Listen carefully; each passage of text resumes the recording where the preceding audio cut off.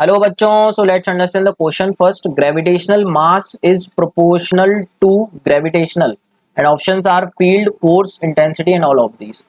तो बच्चों, अगर ग्रेविटेशनल मास को m से डिनोट करूं मैं, तो ग्रेविटेशनल मास फील्ड के प्रोपोर्शनल होता है. क्या फील्ड मतलब ग्रेविटेशनल फील्ड. बिल्कुल सही बात है बच्चों कि जितनी ज़्यादा फील्ड होगी, अगर हम ग्रेविटेशनल फील्ड को मेजर ही ऐसे करते हैं, gravitational field is the defined as the region around a mass in which its produces its gravitational effects.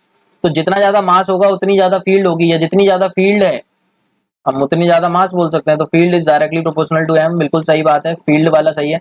Force बिल्कुल सही बात है बच्चों, जितना ज़्यादा मास होगा उतना ज़्यादा ग्रेविटेशनल फोर्स होगा. या हम उल्टा भी बोल सकते हैं कि अगर एक बॉडी पे ग्रेविटेशनल फोर्स ज़्यादा लग रहा है, फोर्स हम देखते हैं G m1 m2/r², तो फोर्स हमारा किस पे डिपेंड कर रहा है बच्चों? मास पे डिपेंड कर रहा है. जितना ज़्यादा मास उतना ज़्यादा फोर्स, या फोर्स ज्यादा लग रहा है तो मास ज्यादा होगा डेफिनेटली. तो सेकंड ऑप्शन भी सही हो जाएगा. इंटेंसिटी, इंटेंसिटी मतलब फोर्स पर यूनिट मास. तो बच्चों देख सकते हैं हम, फोर्स पर यूनिट मास जो होता है डेट इज ऑल्सो Gm/r².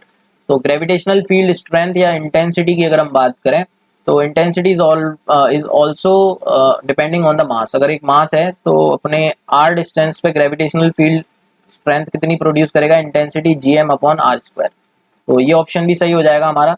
सारे के सारे जो ग्रेविटेशनल मास पे डिपेंड कर रहे हैं, तो gravitational mass is proportional to the gravitational field, force, intensity. तो all of these is correct. I hope you got the concept. Thank you so much and all the very best.